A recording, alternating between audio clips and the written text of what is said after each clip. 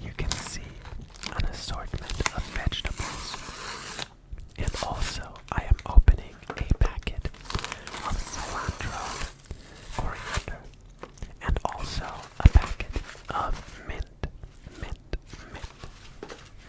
Honestly, the cilantro, the coriander, I only bought because it kind of needs to be in there.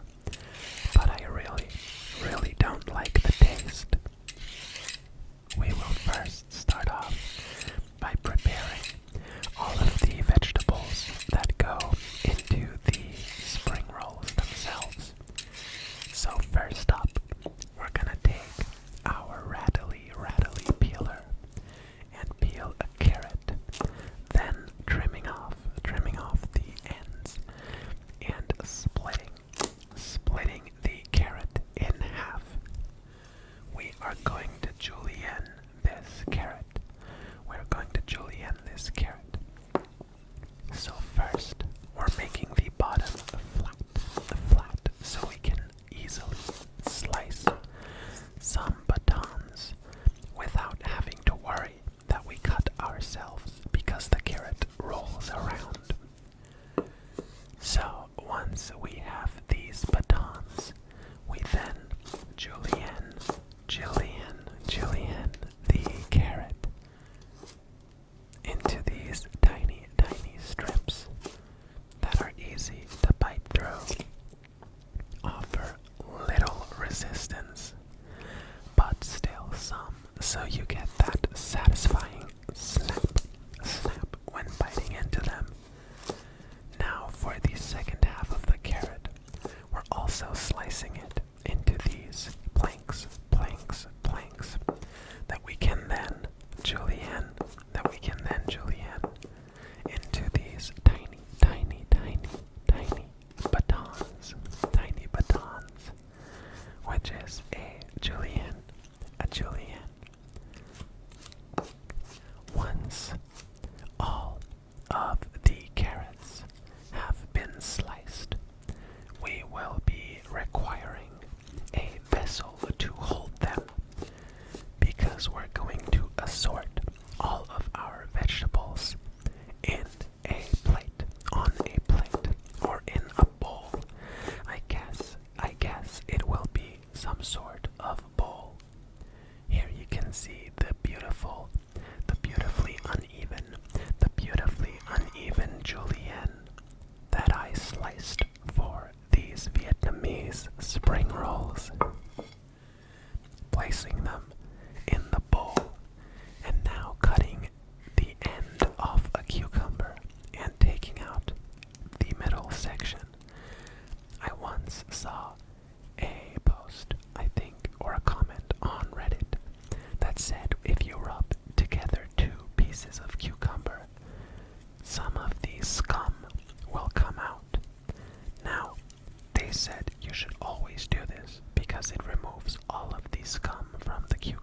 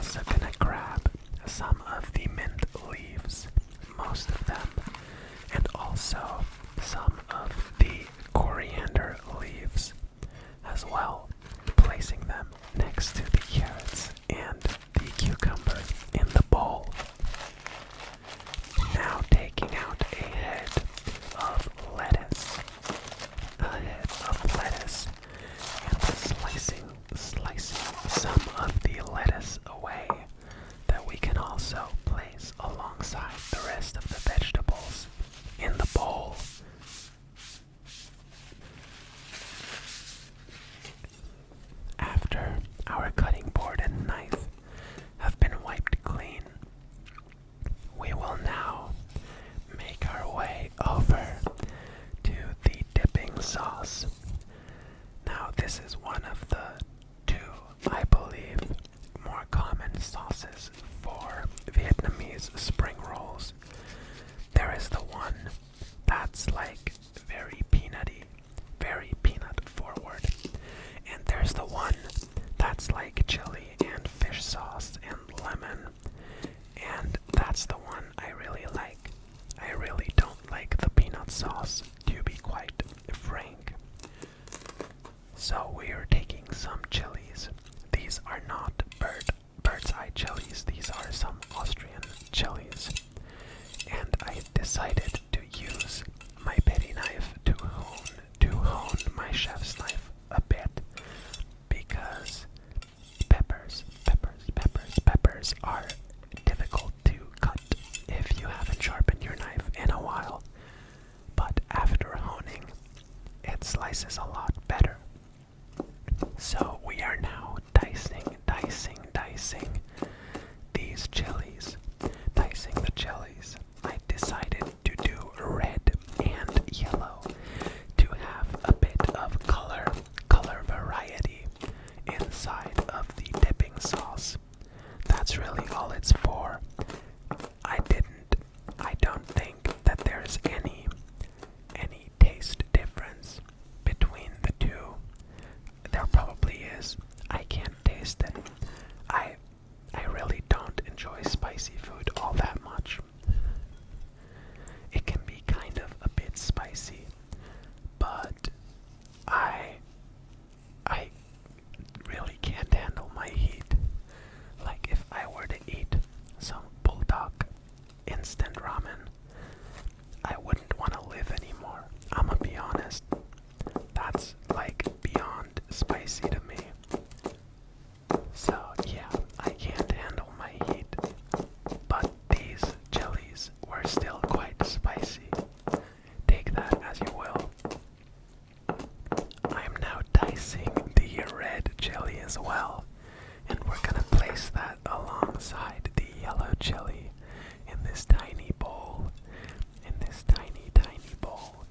And now I am taking a very wrinkled up lemon and a very dried out lime that is still very juicy on the inside. And we are actually going to use those for our sauce. We're going to use them for our sauce. But I also remembered that there's garlic still to be added to the sauce. So after we squeeze the lemon, we squeeze the lemon and we squeeze the lime into this bowl. We're also gonna have to cut up some garlic, because had I known that we needed garlic, I would have done it after I sliced the chilies. We're diluting the lemon lime juice with some warm water and adding some sugar and dissolving it until we have kind of like a lemonade. And into the lemonade, we're gonna be tossing the garlic, the chilies, and a whole bunch of fish sauce. And that will be our sauce. Kind of using the same technique we did with the chilies on the garlic, slicing it into these sticks and then dicing the garlic, because we kind of want them to be at least somewhat uniform with the chilies that are also going to be floating in our beautiful sauce. Dicing this garlic and just tossing it in our lemonade. Tossing the garlic in our lemonade. And also adding a colorful mix of chilies into well. But I think our lemonade still lacks some fermented fish, don't you? So we're gonna be adding a whole bunch of fish sauce into our sauce as well. And now we're gonna give that a taste and decide to add more fish sauce so it is more balanced, more balanced. Moving on to our prawns. These are black tiger prawns. Not very large ones, but large enough. And we're taking the heads and the shell off of these prawns. Typically with these farmed prawns in comparison to wild-caught prawns, they most of the time don't have a very visible vein on the back. We're still gonna cut them open and see, but usually with farmed prawns, you don't actually have to devein them most of the time. I am keeping all of the prawn heads and shells in case I ever want to make a stock, and especially when I make paella, Spanish paella, I almost always use a bag of prawn heads and shells to cook the stock for the paella. Now looking inside all of these prawns, none of them have a visible vein, so we're just gonna leave them as is. We also have a slab of sous vide pork belly that I sous vide a couple of weeks prior. This was just seasoned with salt and pepper. And we're now slicing it into these chunks that we're then gonna pan fry. We're gonna pan sear to get a nice color on the outside and heat them through. And then we're gonna have two different varieties of Vietnamese spring rolls. The ones with prawn and the ones with pork belly. I am now heating some water, and once it reaches the boiling point, we're gonna add our prawns and let them cook for about 3 minutes until they're cooked through, after which we'll remove them from the boiling water. And we're gonna add one last ingredient to the water, which is our vermicelli, our rice noodles, our thin rice noodles that in Austria are often called, actually almost all the time called, Glasnudeln, which is glass noodles, because they are so translucent. We are now, after having cooked them for about 2 minutes and strained them and rinsed them with some cold water, we are now placing the pork belly in a cold pan without any oil, and we're letting that pan come up to temperature. Now all of the oil will be rendering out of the pork belly anyways, so we don't need to add any extra. Once we have some color on one side, we'll give them a flip.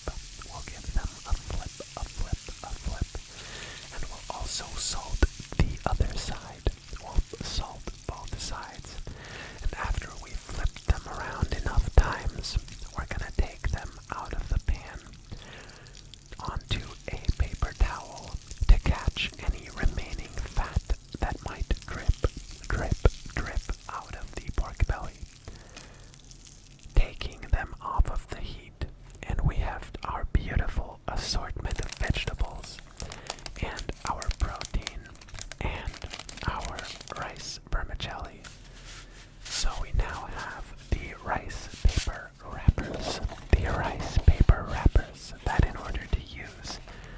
just have to moisten with some cold water. So we're dipping it in some cold water. We're dipping it in cold water and placing that onto our cutting board. And now begins the process of wrapping, filling and wrapping these beautiful Vietnamese spring rolls. We're going to be placing the prawns on the bottom. I sliced the prawns in half. If you hadn't noticed, we're adding 3 prawns as the bottom layer because it's the layer that will be shown on the top of the wrap of the spring roll. We are then adding a generous amount of mint leaves, some of our carrot, some of our cucumber, and also some of the lettuce. Now, if you've been paying attention to the video right now, then you may notice that I forgot something. But sadly, I won't realize that I forgot something until after I took pictures of all of the finished spring rolls. So we're just going to look at me rolling up these spring rolls with maybe something missing. I am adding some coriander in this one as well. But as I said earlier, I really don't like the taste all that much. Other than that, we're just keeping the same procedure. Adding the carrot, the cucumber, the mint, the shrimp, and the coriander. And now rolling it up, tucking the sides of the rice paper in and rolling it up, and now taking the next piece of rice paper and this time adding the pork belly onto it, and following that up with the lettuce, the carrot, some cucumber, and some mint leaves, tucking in the top and the bottom of the rice paper again, and then rolling it from one side to the other, tucking any bits that might want to come out under the rice paper. And here we have a beautiful Vietnamese spring roll. We're now gonna do one more with prawn, one more with prawn, and one more with pork belly. Following the same steps as before. Rolling up the beautiful spring roll. These really are delicious. If you haven't had any yet, I strongly encourage you to make some. Just don't forget to put in the rice noodles like I did.